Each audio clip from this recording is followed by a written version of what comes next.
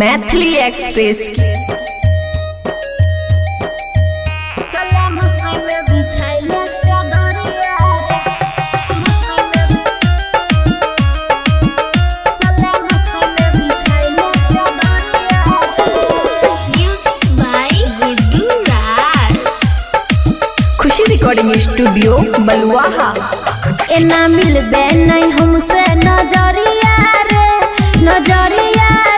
चला मकई में बिछाबे चदरिया रे चला मकई में बिछाबे चदरिया रे मजा ली है तू खूबे भितरिया रे चला मकई में बिछाइले चदरिया रे चला मकई में बिछाइले चदरिया रे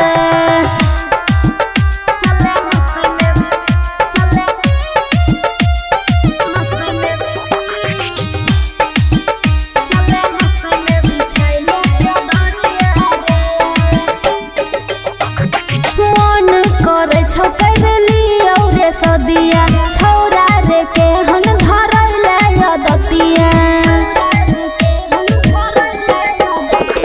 मन करे छौ कर लियो रे सदिया छौरा रे के हन धरले यदतिया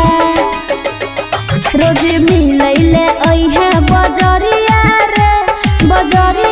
रे चला मकई में बिछाबे चदरिया रे चला मकई में बिछाबे चदरिया रे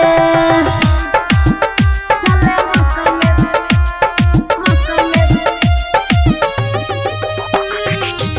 चला मकई में बिछाबे चदरिया रे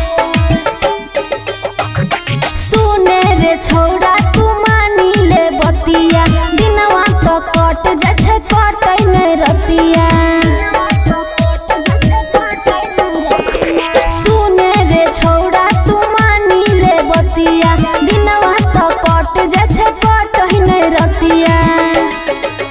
छौरा हमारा से लुट ले लहरिया रे चला मकई में बिछाबे चदरिया रे चला मकई में बिछाबे चदरिया रे।